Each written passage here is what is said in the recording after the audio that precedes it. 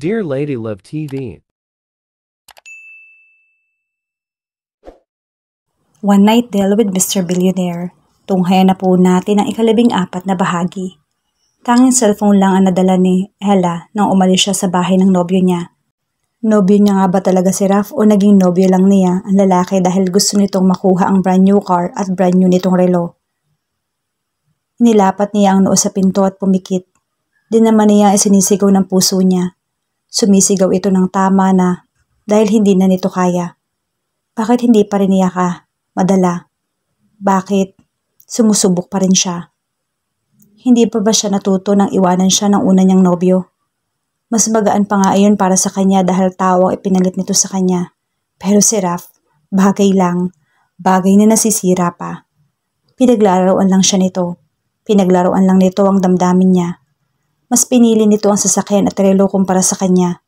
Nasaan na ang sinasabi nitong mahal siya nito? Mahal? Hindi naman totoo ang salitang yun eh.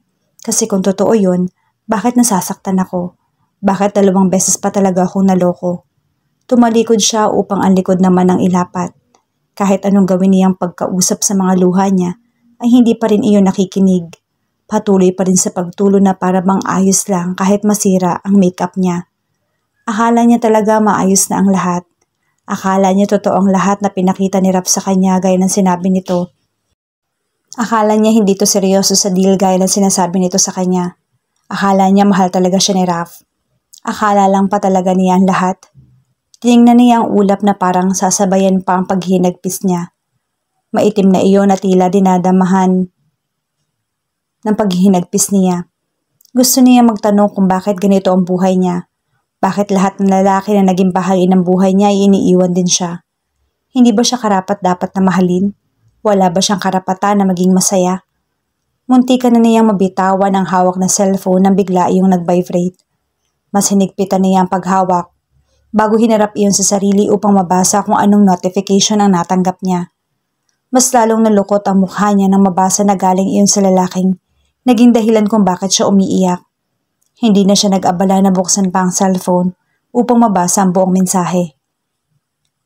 Hinanap lang naman siya nito at parang wala itong kaalam-alam sa mga nangyayari. Mukhang wala naman siguro talagang nararamdaman si Raf sa kanya. Pero kung pagbabasihan ang mga inaakto nito, ay parang may nararamdaman ito. Siguro magaling lang talagang umakting si Raf. Siya lang naman itong hindi marunong magdrama. Bigla na namang nag-vibrate ang cellphone niya. Iba na ang nakita niya sa cellphone niya. Mukha na iyon ni Raf na nilalagay niya sa contact. Tinawagan siya ng lalaki. Nagtataka na siguro ito kung bakit wala siya sa bahay nito. Gusto na lamang niyang pumikit upang hindi na mabasa ang laman ng kanyang cellphone. Pero mas pinili na lamang niyang patayin ang cellphone upang hindi na siya nito makontak. Wala naman silang dapat pag-usapan pa. Malinaw na sa kanya ang lahat na pinaglalaroan lang siya nito. Ang mas malala pa, ginagamit lang siya nito upang magawa ang task na pinapagawa ng mga kaibigan nito. Ginamit lang siya ni Raf upang makuha ang gusto nito. Shit, mukhang mas masakit yon. Tila may humawak sa puso niya upang kurutin iyon ng kurutin. Para may mga langgam na nasa loob ng dibdib niya at kinakagat iyon.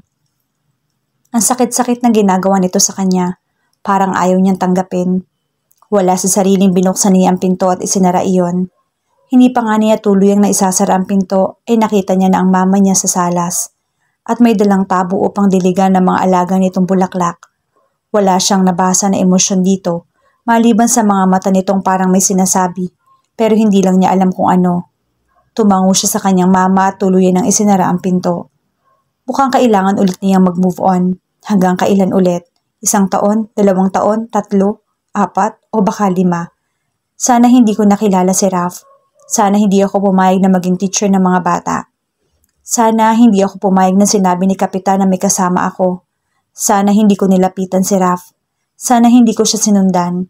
Wala naman akong pakialam dapat kahit pamalasing siya eh. Sana hindi ako pumayag sa deal na yon. Sana hindi ako naniwala sa mga kasinungalingan niya. Binato niya ang cellphone sa sahig. Pumalot sa buong bahay ang ingay na dulot ng pagbagsak ng kanyang cellphone. Pwisit. Padabog niyang isinara ang pinto na makapasok siya sa loob ng kanyang kwarto. Ang hindi lang niya talaga maintindihan ay kung bakit siya palagi nagkakaganito. Kung bakit palaging mali ang mga taong napipili niya. Kung bakit nauuwi siyang nasasaktan. Kung bakit palagi siyang umuuwing luhaan. May step na ba na nakalimutan niyang gawin? May kailangan pa ba siyang sundin? Ano ba talagang kulang? Ano bang mali niya? Ano bang hindi niya nagawa? Nang makahiga siya ay hinarap niya ang kisame, pero mas lalo lang sumikip ang dibdib niya. Nang maalala na nakapasok din pala si Raf sa kwarto niya. Paano niya makakalimutan ang lalaki kung sa lahat na yata ng parte ng bahay nila ay may alaala siya rito? Mas malala pa yata ito sa unang nobyo niya. Nagmadali ba talaga siya sa pagpili? Nagmadali ba talaga siya sa pagsagot kay Raf? Isa ba iyon sa mga mali niya? Dapat ba kinilala muna niya ang lalaki bago niya sinagot? Dapat ba hindi muna siya naniwala? Sinabunutan niya ang sariling buhok. Mukhang mababaliw na yata siya kakaisip kung ano ba talaga ang mali niya. Pero siguro, lahat ng ginawa niya ay mali. Bakit ba kasi ang dali mong maniwala, Ella? Ang gaga mo. Ang gaga-gaga mo. Puwise talaga. Tanga. Pumangon siya mula sa pagkakahiga at nag-engine seat. Kaharap niya ang salamin at pinagmamasdan niya ang sarili. Ang ganda niya nung lumabas siya ng kwarto kanina, pero ngayon, daig pa niya ang namatayan. Namatay naman talaga ang puso ko.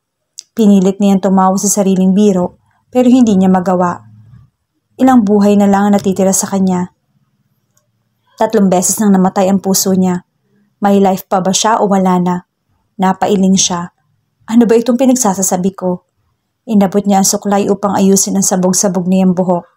Balak niyang puntahan ang kapitan upang sabihin na titigil na siya sa trabaho. Maghahanap na lang siya ng panibago. Hindi rin naman niya makakaya na harapin pa si Raf na yon. Isipin na nga lang na niloko at pinaglaruan siya nito, ay tinutusok na naman ng karayom ang puso niya. Muli niyang pinagmasan ang sarili nang matapos siyang magsuklay. Sa ganda kong to, ginawa lang niyang laruan. Doon siya nagkamali. Anong akala niya? Siya lang ang marunong maglaro? Ako rin naman eh.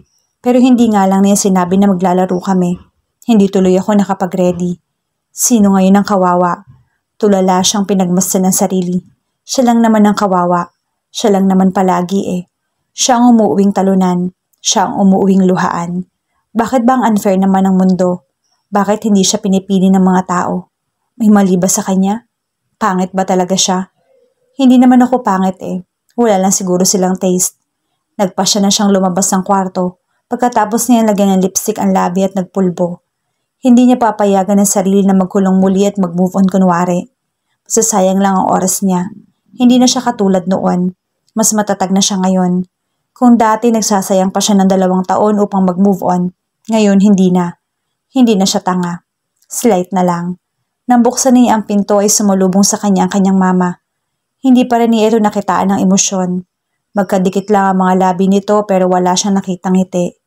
Tutok lang ito sa kanya pero hindi nito binukas ang labi upang magsalita. Ma, tawag niya rito. Nilapitan niya ito. Gusto niya yakapin ang kanyang mama. Gusto niyang magsumbong na niloko siya ni Raf. Gusto niyang ilabas ang lahat ng hinanakit niya pero ayaw din niyang hatian ng mama niya sa sakit na nararamdaman niya. Marami na itong napagdaanan. Marami na itong hirap na nasagupa. Dadagdag pa ba siya? Mas malala pa ang ginawa ng papa niya sa kanyang mama. Mas masakit pa siguro yun pero nakaya naman nila. Huminga siya ng malalim. Kaya niya rin to. Easy. Ayos ka lang ba? Tanong ng mama niya. Pilit siyang ngumiti upang ipakita na ayos lang siya. Opo naman. Aniya at nagkibit balikat. Ayos lang naman siya. Ayos na ayos lang. Gusto pa nga niyang idiin pa na ang Raf na yon sa ginawang sakit sa dibdib niya. Saan ang punta mo? Kay Kapitan Ma. Sagot niya sa tanong nito at hinanap ang cellphone sa bulsa ng kanyang pantalon. Pero nang maalalang naka-off pala yon ay hindi na siya nag-abalang hanapin pa. Naiwan niya yata yun sa kwarto niya. Anong gagawin mo kay Kap? Maghahanap ako ng bagong trabaho, promise. Ayoko lang na makita pa si Raf. Hahakbang na sana siya nang hinawakan ng mama niya ang kanyang kamay. Nang maramdaman niya ang init ng kamay ng kanyang mama, ay tila bumalik ang lahat ng sakit na nararamdaman niya mula pa kanina. Kahit anong gawin niyang pagpapanggap na ayos lang siya, pero kapag ang mama niya na ang nagtanong, hindi niya kaya magsinungaling lalo na ang puso niya. Nilapitan siya ng mama niya at niyakap. Doon na niya inilabas ang lahat ng hinanakit at sakit na nararamdaman niya. Parang dinurog na naman ang puso niya at gustong humiyaw na nasasaktan na ito. Mama, ani at sinamahan pa ng paghikbi. Kaya mo yan anak, nandito si mama. Kung ano man ang pinagdadaanan mo, nandito lang ako. Kung hindi mo na kaya, magsabi ka lang dahil handa akong tumulong na ibangon ka ulit para lumaban. Tandaan mo, mahal na mahal kita. Mahal na mahal din po kita, Mama. Binigyan si Ella ng tubig ng kanyang mama pagkatapos siyang pinaupo. Halos lumampas din ang minuto ang pag-iyak niya habang yakap siya ng kanyang mama. Akala niya kasi talaga kaya niyang hindi ilabas ang lahat. Pero nayakapin siya ng kanyang mama ay nandoon na niya nalaman na hindi pala talaga siya ganoon kalakas. Nawawala talaga ang lakas na inipon niya kapag ang mama niya na ang nagtanong. Her mom is her weakness. Alam naman niyang hindi talaga siya malakas pero pinipilit niya. Lahat naman ng tao ay may kahinaan, pati rin siya. Lahat ng tao maaaring umiyak kapag hindi kaya. Ganoon din siya. Hindi niya na kaya nang malaman niya ang ginawa ni Raf sa kanya. Hindi niya kayang tanggapin. Ngayon talaga, ang hirap nang alamin kung sino ang totoo at hindi. Ang hirap nang alamin kung sino nagkukunwari at sinong hindi. Ang hirap malaman kung peke ba ang kaharap o hindi. Sana may bagay na naimbento upang malaman kung kasinungalingan ba ang sinasabi ng tao o nagsasabi ito ng totoo. Dinala niya ang baso sa kanyang bibig upang inumin ang laman niyon. Hiniling niya na sana sa kanyang pag-inom ng tubig ay madala ang mga sakit na nasa puso niya. Pero kahit pa siguro ilang beses niya iyong hilingin, ay hindi agad-agad na mawawala ang tila kutsilyo na nakatusok sa kanyang dibdib. Nag-away ba kayo? Tanong ng kanyang mama pagkatapos niyang ilapag sa mesa ang baso na wala ng laman. Gusto niyang tumango upang sabihin na nag-away sila ni Raf, pero bigla niyang naisip, wala namang away na naganap sa kanilang dalawa, kung hindi nalaman lang niya ang lihim nito. Umikit siya upang pigilan ang luha na gusto na naman tumulo. Umiwas siya ng tingin sa kanyang mama kasabay ng kanyang pagbuntong hininga. Hindi po kami nag-away, ma. Hindi naman pala, bakit nag-e-emote ka? Ano bang problema? Nag-e-emote? Mukhang mas gusto pa nga sigurong mag-emote. Hindi lang naman siya nag-e-emote ng walang sapat na dahilan. Hindi rin niya gustong sayangin ang mga luha niya. Sobrang sakit na lang talagang isipin. Kinagat niya ang kanyang ibabang labi. Ayaw na niyang ulit-ulitin pa ang ginawa ni Raf sa kanya dahil nagsimula nang sumakit ang ulo niya. Hindi naman po ako nag-e-emote, ma. Tumingin siya sa kanyang mama at tinuro ang dibdib niya. Sadyang masakit lang po sa dibdib ang lahat ng ginawa niya. Hindi ko kayang tanggapin. Bakit? Ano ba kasing nangyari? Hindi ko naman nalaman kung hindi mo sasabihin. Hindi kaya akong manghuhula, Ella. Wala ka naman sigurong nakitang bola ng kristal, di ba? Napailing na lang siya sa biro ng mama niya. Nagpaalam ka lang naman na pupuntahan niyo kamo mga kaibigan ng nobyo mo, tapos uuwi kang ganyan. Hindi ba naging maganda ang resulta? Hindi ka ba nila nagustuhan? Sa tingin mo, ma, iiyak ako kung hindi nila ako nagustuhan? Pakaalam ko ba sa kanila kahit maging unggoy pa silang lahat? Muli na namang nag-init ang ulo niya nang maalala mga kaibigan ni Raf. Kumukulo ang dugo niya nang wala sa oras. Mas lalo lang siyang nasistress. Ano nga? Panay hula lang naman ako tapos mali naman pala lahat. Huminga siya ng malalim at binalik sa malayo ang tingin. Baka hindi niya makwento sa mama niya ang nangyari kung kaharap niya ang mama niya. Niloko ako ni Raf, ma. Hindi niya pala ako mahal.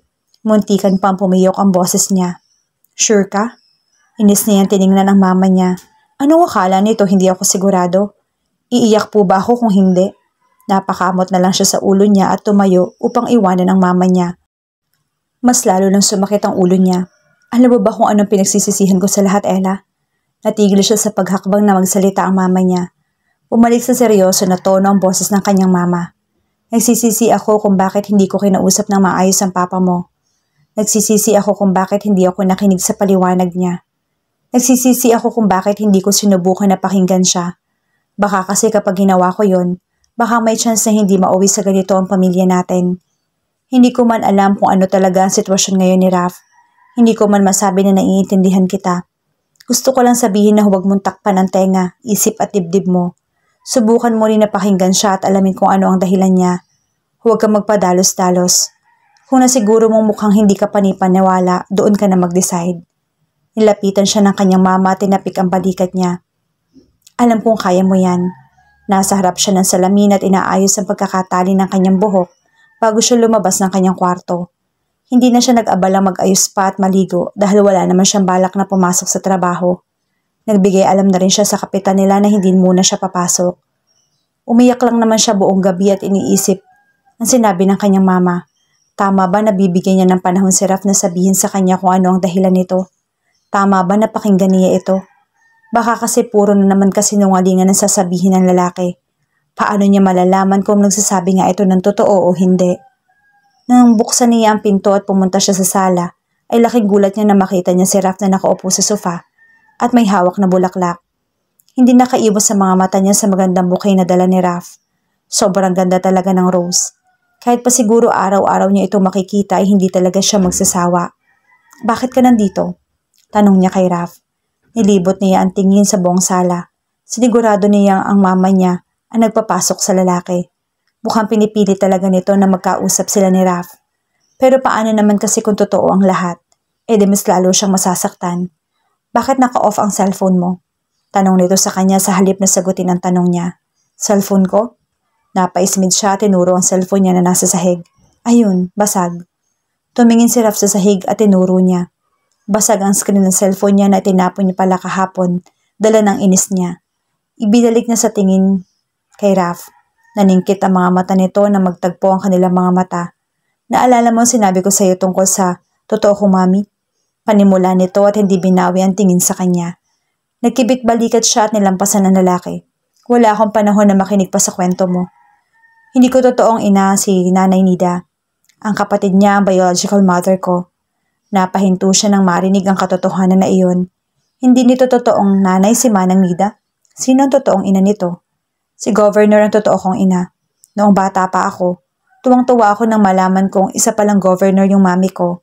Sino ba namang hindi matutuwa sa balitang yun, hindi ba? Pero nang malaman ko na anak niya pala ako sa pagkadalaga at kinakahiya niya pala ako, biglang nagbago ang lahat. Sino ba namang anak ang matutuwa kapag nalamang kinakahiya ka pala at iniisip na isang kamalasan na ipinanganak siya? Wala, Ella. Isang pagkakamali at kamalasan ang tawag sa akin ng pamilya ko. Maliban sa isang dungis ako kapag sumali sa politika ang mami ko. Isang malaking issue kapag nalaman ng publiko na isang anak ng politician ay nabuntis at hindi pa pinanagutan. Dinala ni mami sa Canada upang doon ako isilang at nang makauwi sa Pilipinas ay inako ako ni Nana Nida. Pero alam mo kung ano yung pinagpapasalamat ko? Sinulya pa niya si Raf. Pinagpapasalamat ko na hindi nila ako pinatay. Wala siyang mahanap na salita upang ibigay kay Raf. Hindi niya alam na ganito pala ang kwento nito. Kaya pala galit na galit ito tuwing tinatawag na pamangkin ng governor nung may activity sila sa City Hall. Kahit siya, hindi niya alam kung ano ang ire-react. Baka mas malala pa nga ang gawin niya sa ginawa ni Raf. At yung deal, mahina itong tumawa.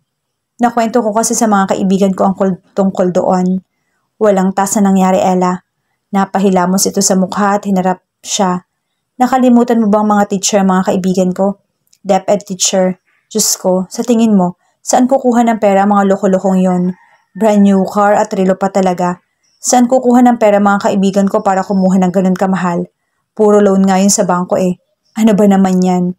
Namasulya pa niya ang pamaypay ng mama niya ay kinuha niya iyon at ibinato kay Raf. Lintik, naisahan na naman niya ako. Bakit hindi niya naisip yon? Loko-loko ka pala eh. Sigaw niya at kumuha pa naman ng bagay na nasa malapit sa pwesto niya at binato kay Raf.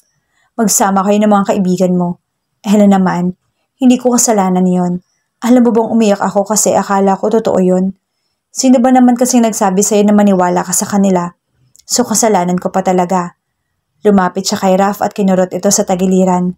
Kasalanan niyo ng mga kaibigan mo. Oo na. I love you.